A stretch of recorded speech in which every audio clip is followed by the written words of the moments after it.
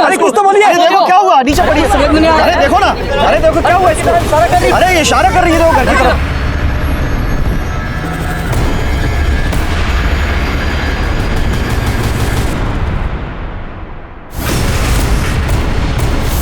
गीता में भगवान श्री कृष्ण ने कहा है मृत्यु जीवन का अटल सत्य है, और एक सत्य ये भी है कि जान लेना और जान देना दोनों ही अपराध हैं। किसी को हक नहीं है अपनी या किसी और की जान ले, लेकिन फिर भी पता नहीं लोग कैसे अपना विवेक खो बैठते हैं। जिस किसी के साथ भी अपराध होता है, क्या उस अपराध से होने से पहले उनको दस्तक नहीं मिलती है। अपराध होने से पहले दस्तक जरूर देता है, जिसे लोग अनसुनी कर देते हैं। ये केस तब का है जब मैं उत्तर प्रदेश के गाजियाबाद में पोस्टेड था। एक पूरे परिवार को जहर दिया गया था। साहब मैंने ही आपको फोन किया था। क्या हुआ है? ये देखिए श्रीवास्तव जी का घर है। लगता है किसी ने उनके पूरे परिवार को जहर दे दिया है। 3 लोग तो मर चुके हैं साहब, पर 3 लोगों की सांसें चल रही थी। हमने उन्हें अस्पताल पहुंचा दिया है। कौन सा हॉस्पिटल में भेजा है? साहब MGN अस्पताल। और साहब जो 3 लोग मर चुके हैं उनकी लाश अंदर ही पड़ी है। मिश्रा सर, हॉस्पिटल में फोन लगाओ। सबसे पहले हम उनसे बात करेंगे, कोई और नहीं। और उनसे कहो कि तीनों को अलग अलग रखे, आपस में बात ना करने दें। Okay sir.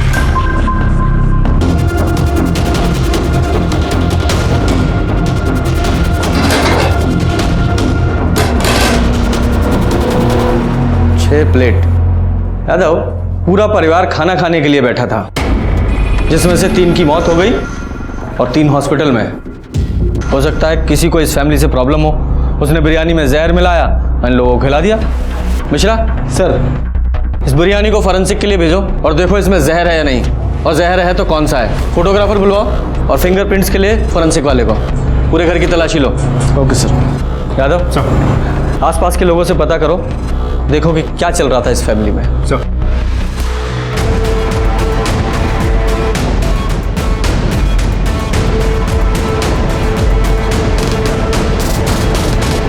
Mishra, forensic team का क्या हुआ? बस पहुंच ही रहे हैं सर। हाँ ठीक। सर, श्रीवास्तव फैमिली के पड़ोसियों से पूछताछ की। पता चला कि गौतम श्रीवास्तव और उसकी पत्नी सुधा, दोनों में कुछ तो प्रॉब्लम चल रही थी। अब प्रॉब्लम एग्जैक्टली क्या थी ये किसी को नहीं पता। सर, एक बेटा था सौरभ, उसे नशे की लत थी, ड्रग्स लेना, शराब पीना वगैरह वगैरह। 2 बेटियां हैं, मीना और दिव्या। बड़ी बेटी मीना की शादी को लेकर घर पे प्रॉब्लम चल रही थी। सर, घर के अंदर कुछ लोन के पेपर्स भी मिले, तो शायद इस फैमिली ने बड़ा कोई अमाउंट लोन लिया हो सकता है दोनों बेटियों की शादी के लिए लिया हो। साहब कुछ कहना था। बोलिए। साहब, हम भी यहीं पड़ोस में रहते हैं। सुधा भाभी और बच्चों से हमारी बहुत ही बनती थी। सब लोग कह रहे हैं कि बिरयानी खाकर कुछ हुआ है, पर दोपहर में तो बिरयानी हमें देकर गई थी सुधा भाभी।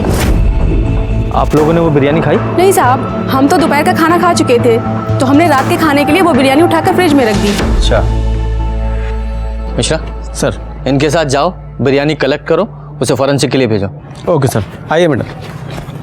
यादव सर, अगर इन लोगों ने सुसाइड करने के लिए बिरयानी में जहर मिलाया था, तो वो बिरयानी पड़ोसियों को क्यों दी? सर, ऐसा भी तो हो सकता है कि बिरयानी में जहर बाद में मिलाया गया हो तो सकता है, लेकिन मुझे दोनों बिरयानी की फॉरेंसिक रिपोर्ट जल्द से जल्द चाहिए। तभी पता चलेगा कि मर्डर है या सुसाइड। सर, अब मैं श्योर हूं कि ये सुसाइड ही था। ये देखिए, ये सारे बिल्स हमें गौतम के घर से मिले हैं, और सारे के सारे बिल्स एक ही जगह की हैं, सलीम बिरयानी सेंटर। सर, उन लोगों ने ये सारे बिल्स कल ही क्लियर किए हैं। इसका ये भी मतलब हो सकता है कि मरने से पहले सारी उधारी चुकता करके मरना चाहते थे। यादव, ये महज एक संयोग भी हो सकता है। भूख लगी है? मतलब सर, भूख तो लगी है। यादव, तुम्हें कुंभकर्ण की तरह नींद आए ना आए, लेकिन भूख हमेशा कुंभकर्ण की तरह लगती है। अब क्या करें सर, पुलिस की नौकरी करता हूं तो नींद कभी कभी उड़ जाती है, लेकिन इश्क में थोड़ी ना हो कि भूख भी नहीं लगी। चलो बिरयानी खिलाता हूं तुम्हें।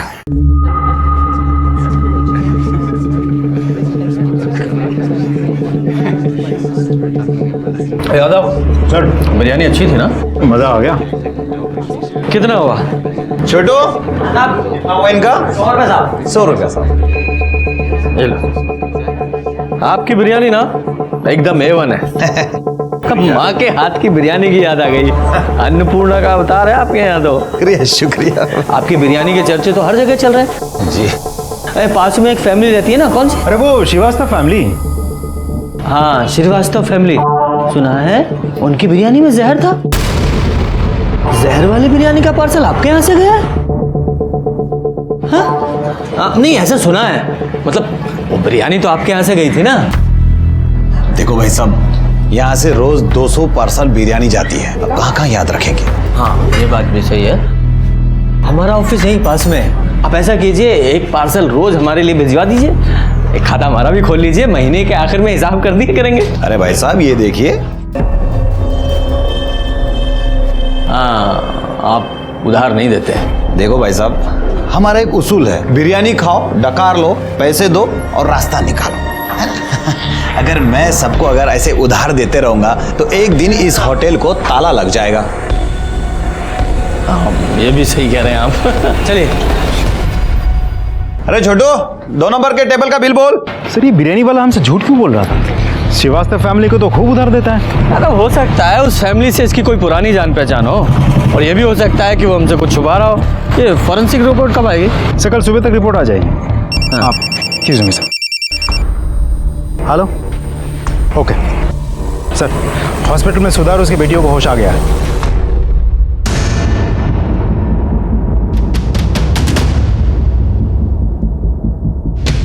ये लोग कौन है? साहब ये शिव है, दिव्या और मीना के मामा, और ये इनके दोस्त ब्रजेश हैं। दोपहर से दोनों हैं, पर इनको इनकी बहन सुधा से कोई मिलने ही नहीं दे रहा है। ठीक है, पहले हम मिल लेते हैं, फिर आप लोग मिलिएगा। और आप लोग पुलिस।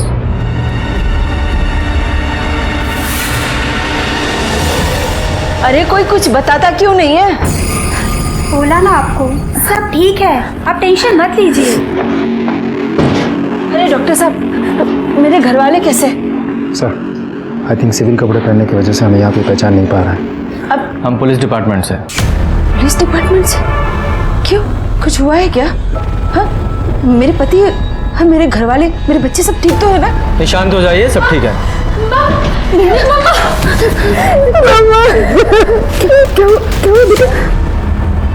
यादव, मैंने कहा था ना कि मेरी पूछताछ से पहले फैमिली आपस में नहीं मिलनी चाहिए।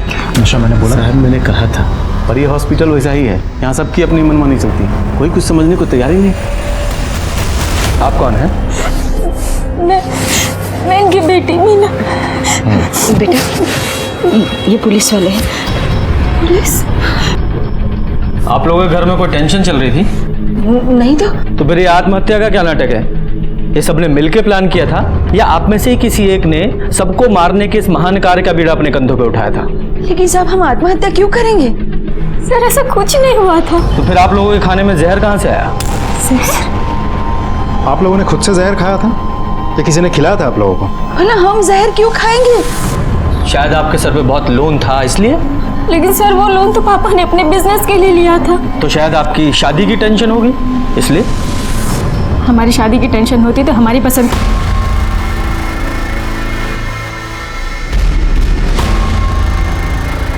देखिए, हम सच कह रहे हैं, हमने आत्महत्या करने की कोई कोशिश नहीं की है। देखिए, डॉक्टर्स का भी कहना है कि आपके खाने में जहर मिला हुआ था। ऐसा हो ही नहीं सकता। अरे वो बिरयानी तो सलीम साहब के होटल से आई थी। सलीम साहब?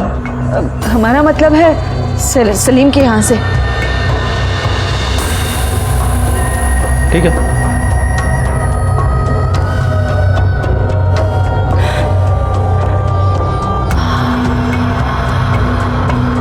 तुम दिव्या हो? माँ से मिलना है? जाओ मिल लो।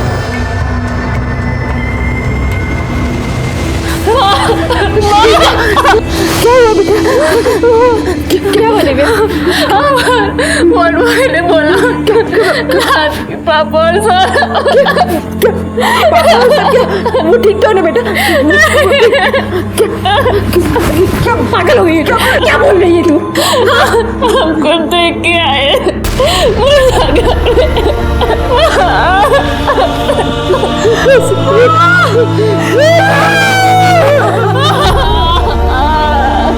सर, कमाल है, एक मामूली बिरयानी वाले को घर की औरत साहब करके बुलाती है। और वो बिरयानी वाला भी सिर्फ उसी औरत को उधार देता है। कुछ तो चक्कर है सर। हाँ, चक्कर तो है। सर, अब मुझे पुलिस स्टेशन जाके FIR रेडी करनी है। केस क्या बनाऊं? मर्डर या suicide? Murder. Sir, excuse me sir. Hello, अच्छा, ओके। सर फॉरेंसिक डिपार्टमेंट से कॉल था। वो लोग कह रहे हैं कि बिरयानी में जहर था। अच्छा, जो बिरयानी इन लोगों ने पड़ोसियों को दी थी उसमें भी जहर था? जी सर, उसमें भी था। वो तो अच्छा हुआ कि उन लोगों ने बिरयानी खाई नहीं। अब तो पक्का है कि ये सलीम, उसका डिलीवरी बॉय, सुधा या उसी के परिवार में से किसी ने बिरयानी में जहर मिलाया था। इस 100% मर्डर केस है। पता लगा जहर कौन सा है? सर वो लोग कोशिश कर रहे हैं, थोड़ा टाइम लगेगा। ये सलीम और उसके डिलीवरी बॉय को पुलिस स्टेशन बुलाओ। जी सर। अरे साहब, हमें नहीं पता था कि आप पुलिस वाले हैं, वरना हम आपसे बिल ही नहीं मांगते। गलती हो गई साहब, माफ कर दीजिए। हमें वैसे भी पैसे देकर खाने में मजा आता है। ये आपका डिलीवरी बॉय है? जी साहब। क्या था? सर। जरा बात करो। जी सर। छोटू साहब जो भी पूछे ना उसका सही सही जवाब देना, हाँ समझे ना? चलो बैठो। जी ठीक है साहब। अरे बैठिए सलीम साहब।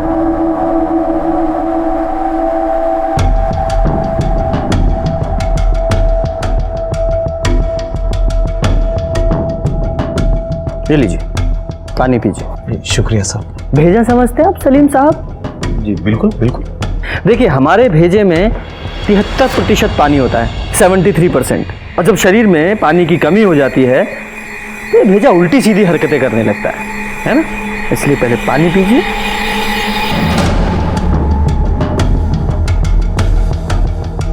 पूरा।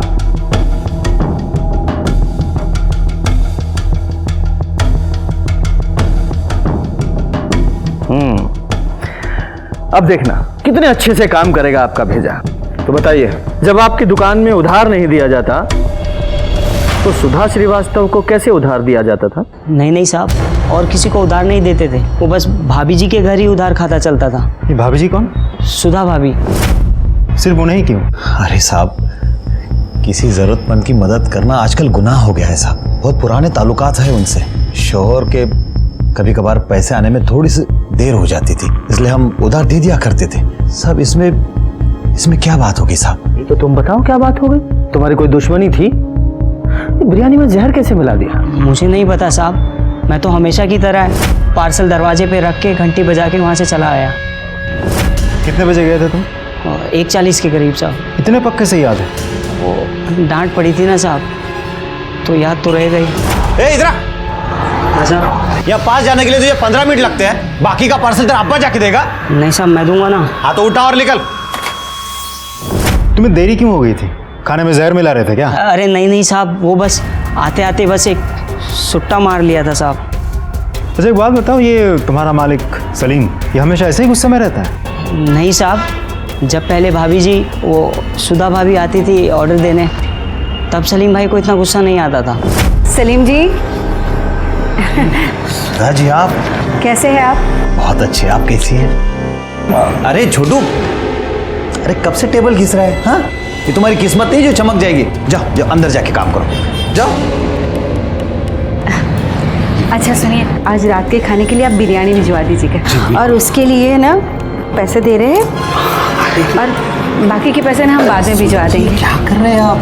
पैसे आप कभी भी दे सकते हैं। पर पिछले 2 महीने से भाभी जी का आना जाना बंद हो गया था। तो आना जाना बंद कैसे हो गया? तो शायद सुधा के पति गौतम को सुधा और सलीम के अफेयर के बारे में पता चल गया हो, और उसके बाद जब दोनों का मिलना जुलना बंद हो गया था तो शायद सलीम ने गुस्से में आके बिरयानी में जहर मिला दिया हो।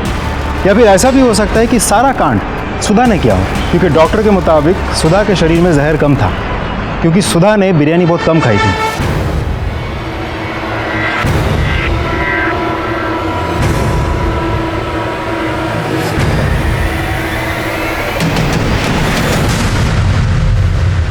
सिर्फ चाय?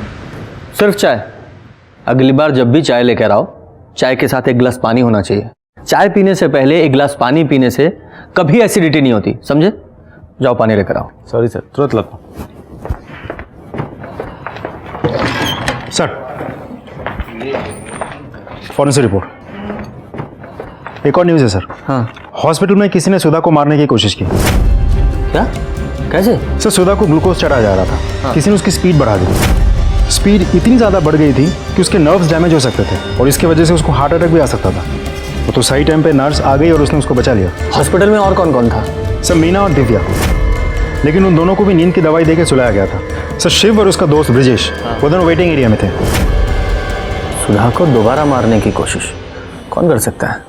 सच बताऊं, उस समय तक सबसे ज्यादा शक मुझे सुधा पर ही था, लेकिन जब हॉस्पिटल में उसे मारने की कोशिश की गई तो ये साफ हो गया कि इससे उसका कोई लेना देना नहीं है। असल में कोई और ही था जो पूरे परिवार को मारना चाहता था। मैंने हॉस्पिटल में जाकर भी पता करने की कोशिश की, लेकिन उस हॉस्पिटल की हालत ऐसी थी, वहां का सीसीटीवी तक काम नहीं कर रहा था। बाकी जगह भी पूछताछ की पर कुछ पता नहीं लगा। नर्स और डॉक्टर ने भी कुछ नहीं देखा था। कातिल ने जैसे अपने राज के ऊपर गांठ बांध ली थी, लेकिन मैंने भी ठान लिया था, धीरे धीरे ही सही ये गांठ में खोल कर रहूंगा। साहब इन लोगों ने आत्महत्या क्यों की, कुछ पता चला? आपको जानकारी लेने की बहुत उत्सुकता है? ज्यादा ज्ञान चाहिए तो रामायण और महाभारत पढ़िए। जाइए।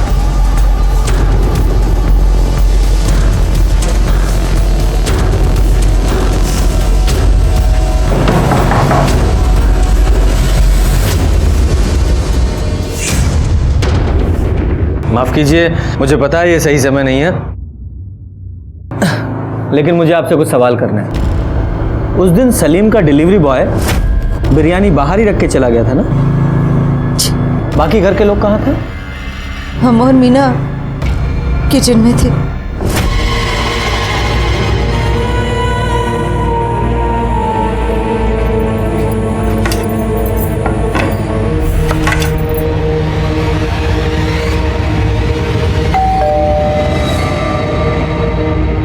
पतीला अंदर कौन लेकर आया था? हम लाए थे। दिव्या, वो बिरयानी अंदर ले आ तो। क्या माँ, सौरभ को कोई काम बोलो ना, सारे काम हम ही करें, हम नौकर हैं क्या? अरे जाना यार, औरतों के काम मर्द नहीं करते, लेके आ चल। बड़ा या मर्द। अच्छा एक बात बताइए, बिरयानी मंगवाई किसने थी? जी हमने मंगवाई थी, हमें जॉब में इंक्रीमेंट मिला था। आप नौकरी करती है? जी हमने एमएससी की है, 1 साल से हम पैथोलॉजी लैब में काम कर रहे हैं। आप भी नौकरी करती हैं? नहीं साहब, ये तो अभी पढ़ाई करती है और अभी इसकी परीक्षा भी होने वाली है। बेटा जाओ अंदर जाके पढ़ाई करो।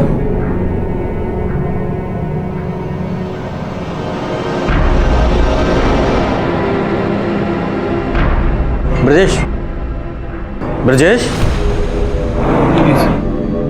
आओ जरा बाहर चलते हैं। किधर सर? हमने क्या किया? कुछ किया है क्या? नहीं सर। डरते क्यों? चलो बातचीत करेंगे, आओ आओ। अरे ब्रिजेश को कहाँ ले गए? नहीं नहीं कोई बात नहीं, वो रेगुलर पूछताछ है।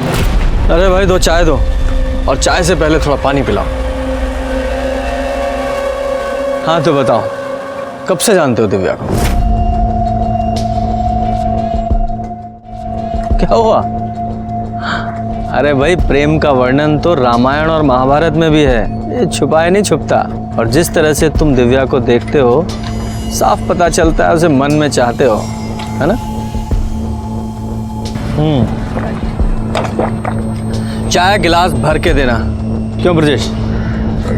जी हाँ तो बताओ, कब से जानते हो दिव्या को? बचपन से। हम 9th में थे, वो 5th में थी। हाँ बचपन का प्यार है। नहीं, दरअसल वो चाय पी। ये सुधा जी का भाई नहीं दिखाई दिया आज अंदर? नाम क्या उसका? शिव। हाँ शिव। कोई पंगा है क्या? क्या पता, पहले तो अक्सर आता था। हाँ लेकिन पिछले हफ्ते कुछ हुआ था शायद, तो वो दिव्या के पापा ने ना उसको घर आने से मना कर दिया था। घर आने से मना कर दिया? क्यों? मतलब बहन ने भाई को घर आने से रोक दिया, ऐसा क्यों? इतना ज़्यादा तो हमें पता नहीं, लेकिन हमने जब देखा था तो। अरे जीजा जी आप सुनिए तो सर। क्या सुनूंगा? तुम निकल यहाँ से। और आज के बाद अगर कभी मेरी बेटी को आंख उठा के भी देखा ना, तो तेरी टांगे तोड़ दूंगा मैं। हाँ सर फाइनल पोस्टमार्टम रिपोर्ट और फॉरेंसिक रिपोर्ट आ गई है। हाँ तुम चाय पियो। आप sir, I am sorry sir. कोई बात नहीं। क्या है रिपोर्ट में? सर बिरयानी में मर्क्यूरी मिलाई गई थी। मरकरी? वो जो थर्मामीटर में पाई जाती है? जी सर, सुधा के घर वाली बिरयानी और जो बिरयानी पड़ोसी को दी गई थी, दोनों में मर्क्यूरी मिलाई गई थी। ये तो कोई साइंस का एक्सपर्ट ही होगा जो जहर के तौर पर मरकरी का इस्तेमाल कर सकता है। हमने एमएससी की, 1 साल से हम पैथोलॉजी लैब में काम कर रहे हैं। पुलिस ना तुम्हारे बारे में हमसे पूछताछ कर रही है। नहीं, वो तुम्हारे अफेयर के बारे में कुछ पता नहीं चला है? अरे पुलिस स्टेशन में नहीं, यहाँ मीना घर के बाहर।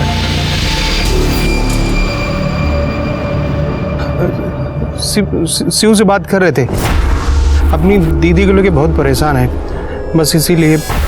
आजकल अच्छे दोस्त ढूंढने से भी नहीं मिलते। गुड, चलो।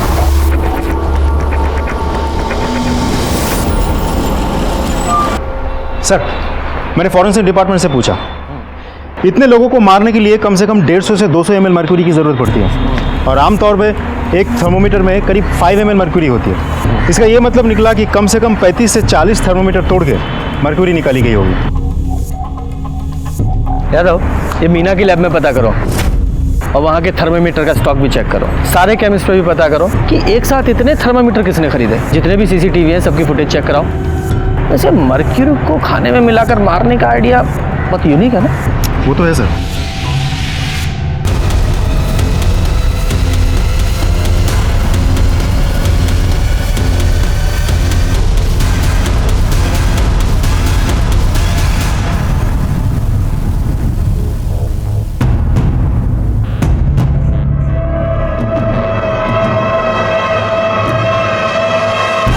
देखो, हम बिजी हैं, घर आके बात करेंगे। अरे कहाँ ना बिजी हैं, पुलिस वाले हैं हम, सैकड़ों काम होते हैं हमें। हाँ, हम फोन रख रहे हैं। सर, यहाँ आधे से ज़्यादा केमिस्ट शॉप चेक कर चुका हूँ, इतने सारे थर्मोमीटर्स एक साथ किसी ने भी नहीं खरीदी। तो यादव, ऐसा हो सकता है कि कल्प्रिट ने एक एक करके अलग अलग शॉप से थर्मोमीटर खरीदा हो। सारे केमिस्ट शॉप की सीसीटीवी फुटेज चेक करो, देखो ऐसा कौन है जिसने अलग अलग शॉप से थर्मोमीटर खरीदे हैं। ये मीना की पैथोलॉजी लैब का क्या हुआ? सर, वहाँ भी चेक किया, उनके डेटाबेस में 12 थर्मोमीटर्स थे। 12 के 12 थर्मोमीटर्स वैसे की वैसे ही हैं वहाँ। अच्छा, यहाँ भी। यादव, इस फैमिली से भी दोबारा बात करनी पड़ेगी, क्योंकि ये जो ब्रजेश के कहे अनुसार तो ये गौतम ने शिव को अपने घर से धक्के मारकर बाहर निकाल दिया था और अपनी बेटी से मिलने से भी मना किया था। और जब ये ब्रजेश शिव से फ़ोन पे बात कर रहा था तो कुछ अफेयर का जिक्र कर रहा था। नहीं, वो तुम्हारे अफेयर के बारे में कुछ पता नहीं चला है। मुझे लगता है कि ये शिव का और मीना का कुछ तो इनके बीच में चल रहा था। सुधा को बुलाओ। मम्मी, मम्मी, हम गरम मसाला लेके आ रहे हैं, खत्म हो गया है। ठीक है बेटे। मम्मी, हम लैब जा रहे हैं। पर ये बैग लेके कहाँ जा रहे हो? इसमें क्या है? वो लैब से हमारी दोस्त का कॉल आया था, कह रही थी कि लैब की यूनिफॉर्म चेंज हो गई है, तो पुराना वाला वापस करके नया लेना होगा। इतने दिनों से तो हम लैब गए नहीं, हमें तो पता ही नहीं था। हाँ बेटा जा, पर कुछ खा लेना। बिल्कुल माँ। हम भी चलते हैं साथ। हाँ चल।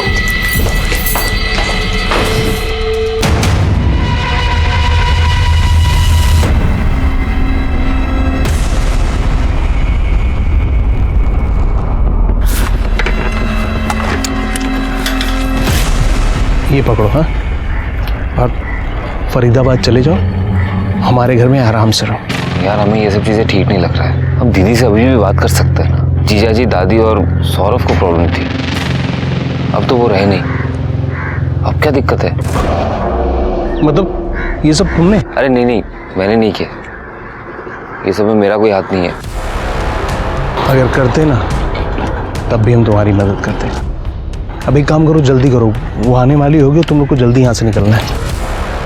तो सुनो, एक काम करो, अपना फ़ोन बंद रखना है, और हाँ, उससे बोल देना कि वो अपना फ़ोन बंद रखे, ठीक है? थैंक्स यार। आ गई। अब जाओ आराम से, शादी वादी करो। है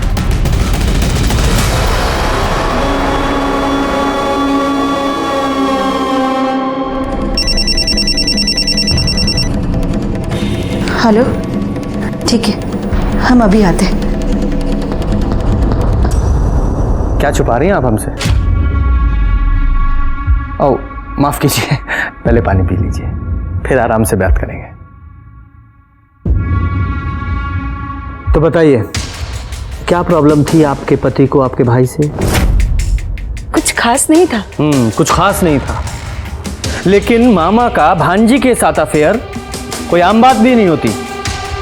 ये शिव का मीना के साथ अफेयर चल रहा था ना, और ये बात आपके पति को पसंद नहीं थी, इसीलिए उन्होंने शिव को धक्के मारकर घर से बाहर निकाल दिया था। अब शिव को तो धक्के मारकर घर से बाहर निकाल दिया, लेकिन मीना के दिल से नहीं निकाल पाए, इसलिए मीना ने शायद सबको जहर दे दिया, है ना?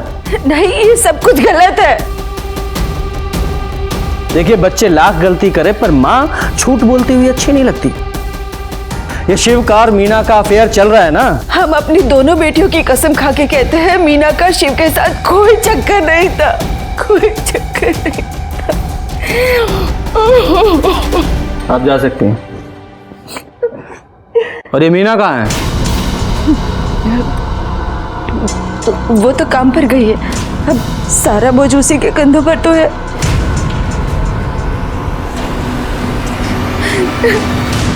सर मुझे नहीं लगता ये औरत झूठ बोल रही थी। पर पूरी तरह सच भी नहीं बोल रही थी, कुछ ना कुछ छुपा जरूर रही है। यादव, मीना को बुलाओ।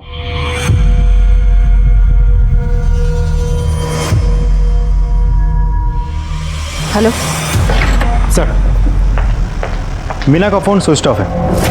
कई बार मैंने नंबर ट्राई किया लेकिन उसका फोन लगातार स्विच ऑफ आ रहा था। फिर इंटरनेट से उसके पैथोलॉजी लैब का नंबर लगा के जब मैंने बात की तो पता चला कि वो वहां से ये बोल के निकल गई कि उसकी तबीयत खराब थी। यादव, ये कहीं मीना शिव के साथ भागने का प्लान तो नहीं कर रही है, या भाग ही गई हो? पता करो ये शिव कहाँ है।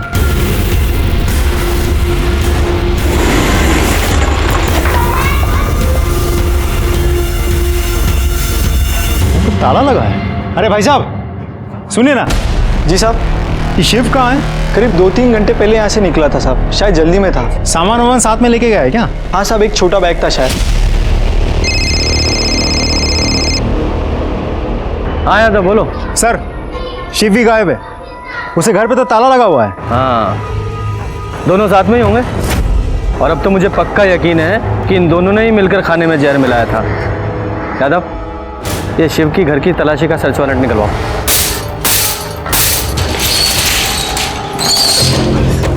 ऊपर देखो। मिश्रा, रूम चेक करो।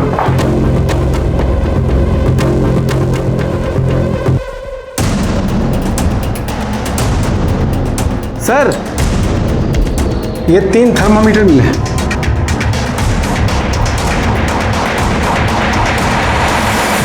मिश्रा सर, पड़ोसियों का साइन लो कि सबके सामने हमने शिव का घर चेक किया है। Okay sir.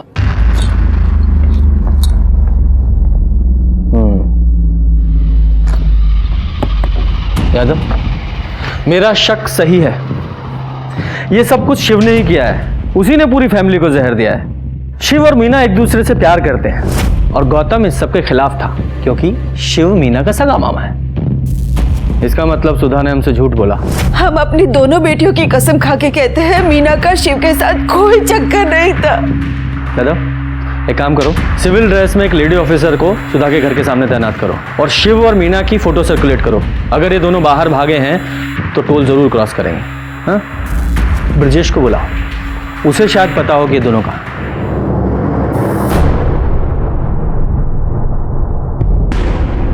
सर, मेल मुझे मिल गया है। हाँ। उसके कॉपी में आपको। सर, आपने बुलाया हमको? हाँ जी ब्रजेश जी, बुलाया। देखिए, दोस्तों की तो आप बहुत मदद करते हैं, अब हमें भी दोस्त समझकर कुछ मदद हमारी भी कीजिए। हम कैसे मदद कर सकते हैं सर? सच बोलकर। शिव कहाँ है? पता नहीं, कल मिला था हमको, इसके बाद दिखा नहीं। तो फोन कीजिए, लगाइए और स्पीकर पर डालिएगा।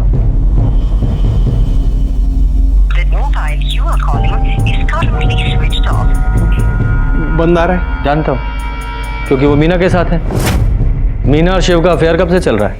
अफेयर नहीं, शिव का मीना के साथ कोई अफेयर नहीं चल रहा है। तो किसके साथ चल रहा है?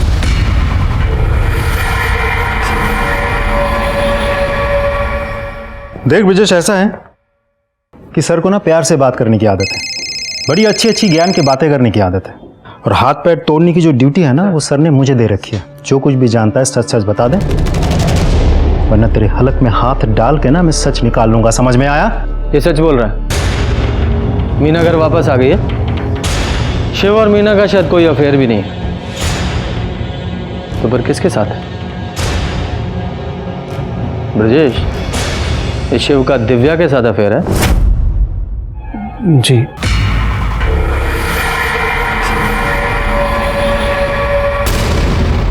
तुम जाओ।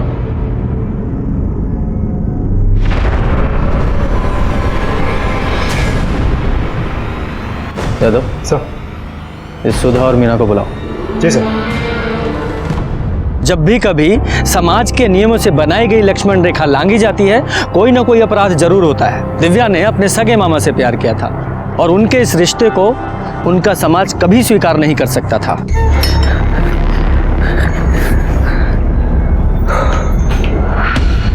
शिव, तुम ठीक हो शिव? पता हम कितने परेशान हो गए थे, हमें लगा पुलिस ने कहीं तुम्हें देख तो नहीं लिया।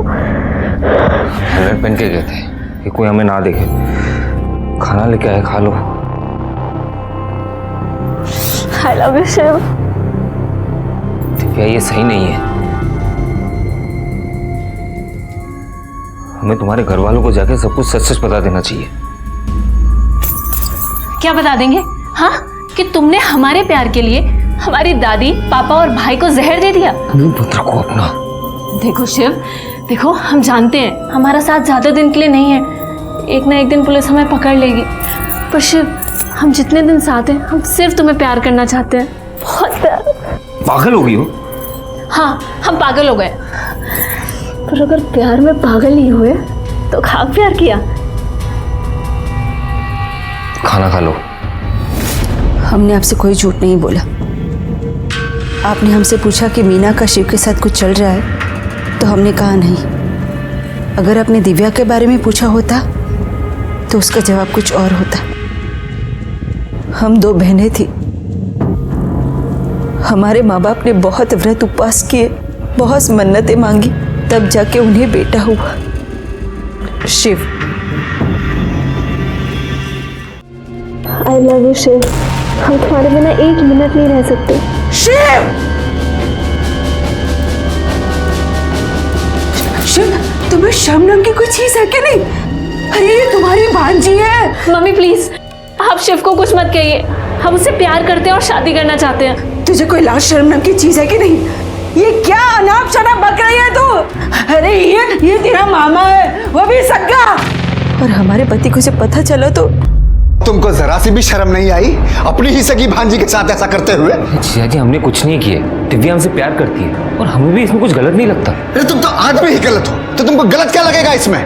निकल। जीजा जी, बात तो सुनिए जीजा जी। तो मीना जी, आप कहाँ थी? मतलब लैब के बाद आप कहाँ चली गई थी? कैसे गायब? जी, माँ ने कहा था। हाँ सर, हमने ही मीना को फोन किया था। हमारी बात सुनो, क्योंकि हम जानते थे कि आप इससे मिलकर बहुत सारे सवाल करेंगे, इसलिए हमने इसे घर बुला लिया। तो दिव्या कब गई थी? सुबह ही गई थी जब मीना काम पर निकली थी। वो लैब से हमारी दोस्त का कॉल आया था, कह रही थी कि लैब की यूनिफॉर्म चेंज हो गई है, तो पुराना वाला वापस करके नया लेना होगा। हम भी चलते हैं साथ। हाँ चल। तूने तो कहा था ना कि बैग में यूनिफॉर्म है, इसका मतलब उसमें दिव्या के कपड़े थे। अब प्यार छूट जाने पे कैसा लगता है ये भी हम जानते हैं। हम अल्ताफ से कितना प्यार करते थे, लेकिन आप लोगों ने क्या किया? आपने, दादी ने, पापा ने हमारी शादी नहीं होने दी ना उससे, सिर्फ इसलिए क्योंकि वो किसी दूसरे धर्म का था। हमारा प्यार अधूरा रह गया माँ, इसीलिए हमने अपनी बहन का प्यार पूरा किया। कम से कम अब तो हमारी बहन खुश रहेगी। जब शिव ने अपने प्यार के लिए इतना सब कुछ किया, तो बिरयानी में जहर भी उसी ने मिलाया होगा। नहीं, ये बिल्कुल गलत है। हाँ, शिव ने हमें बताया था कि उसे ऐसा कुछ नहीं।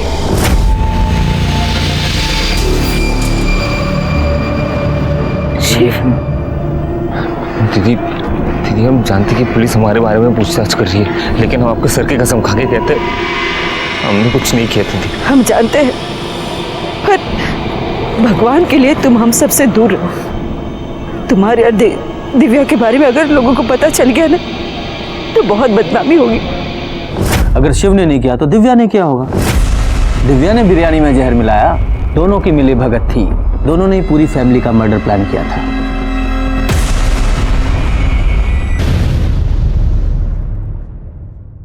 सर, थर्मोमीटर से मर्क्यूरी निकालने का आइडिया मीना का नहीं था। दिव्या का था।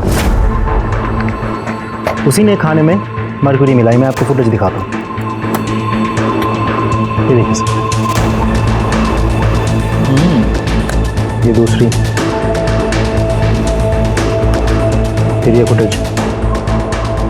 सर ऐसे कुल मिला के 39 केमिस्ट शॉप्स की सीसीटीवी फुटेज हमने कलेक्ट किया। सारे फुटेज में दिव्या हर एक दुकान से एक एक थर्मोमीटर खरीदते हुए दिख रही है।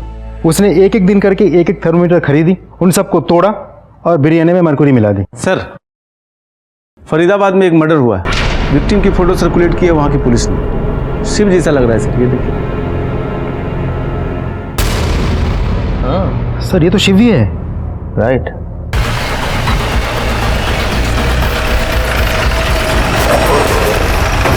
सर आप लोगों ने जिस लड़के का फोटो सर्कुलेट किया था वो यही है, इसीलिए मैंने तुरंत आपको इन्फॉर्म किया।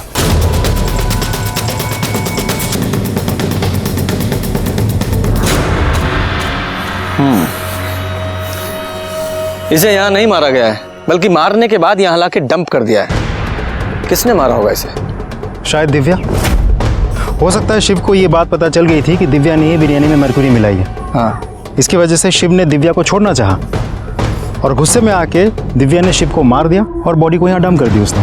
एक लड़की आदमी को मार के ऐसे कैसे डंप कर सकती है? सर हमें भूलना नहीं चाहिए कि हम यहाँ एक ऐसी लड़की के बारे में बात कर रहे हैं जिसने जहर देके अपनी पूरी फैमिली को मारने की कोशिश की।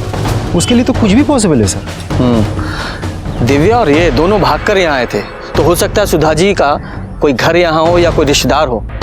जी नहीं, फरीदाबाद में ना ही हमारा कोई घर है और ना ही कोई रिश्तेदार। अब लेकिन ब्रिजेश वो फरीदाबाद का है। ब्रिजेश? जी, वो वहीं का रहने वाला है। उसके पापा की मौत के बाद वो यहाँ उसके चाचा के पास रहने आ गया था, लेकिन वहाँ पे अभी भी उसका घर होगा शायद।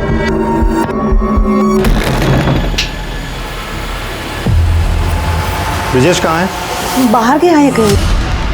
उसकी बाइक तो यही है। झूठ मत बोलिए, सच सच बोलिए, ब्रिजेश है कहाँ? झूठ नहीं बोल रही हूँ मैं, अपने चाचा की कार लेके फरीदाबाद गया है, घर है हमारा वहाँ। अच्छा, एड्रेस दीजिए। अभी तुम्हारे कहने पे अपने परिवार को जहर दिया, शिव के साथ रहने के लिए, तुम्हारे साथ नहीं। हमने कभी तुम्हें इस नजर से नहीं देखा और अब तो तुमसे नफरत करते हैं, नफरत।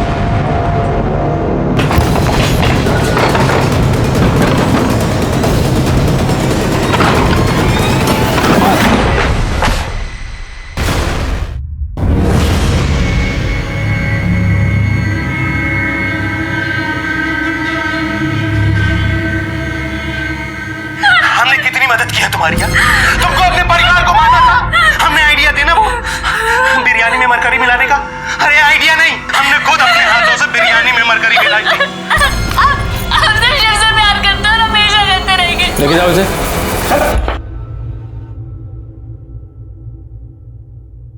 हाँ, हमने ही दिव्या को बोला था वो थर्मामीटर लाने के लिए। थर्मामीटर से मरकरी हमने निकाली थी। मम्मी, बिरयानी आ गई। दिव्या, वो बिरयानी अंदर ले आ। तो क्या माँ, सौरभ को कोई काम बोलो ना, सारे काम हम ही करें। अरे जाना यार, औरतों के काम मर्द नहीं करते, लेके आ चल। दिव्या ने तो गांधारी की तरह आंखों पे पट्टी बांध रखी थी। उसने तो ये भी नहीं देखा जिस परिवार को वो जहर दे रही है उसे कितना प्यार करता है। पर मैं तुम्हें कड़ी से कड़ी सजा होते हुए जरूर देखना चाहूंगा। ब्रिजेश को उसके गुनाह के लिए उम्र कैद की सजा हुई। उसे अपने सगे मामा से प्यार किया था और उस प्यार की खातिर उसने अपने पूरे परिवार को मारने की कोशिश की। दिव्या के मन में क्या चल रहा था ये पूरे परिवार को पता था। दिव्या का स्वभाव उन्हें बार बार दस्तक दे रहा था, जिसे सुनना उन्होंने जरूरी नहीं समझा। गलत इंसान से या गलत रिश्ते से बंधने की कोशिश हमें गलत रास्ते पर ले जाती है, जिसका अंजाम बहुत ही बुरा होता है। इसी के साथ ही मैं सीनियर इंस्पेक्टर रंजीत ठाकुर आपसे विदा लेता हूँ। फिर मिलूंगा एक नए केस के साथ। सतर्क रहिए और देखते रहिए क्राइम पेट्रोल दस्तक। मकसद बताना नहीं, बचाना है। जय हिंद।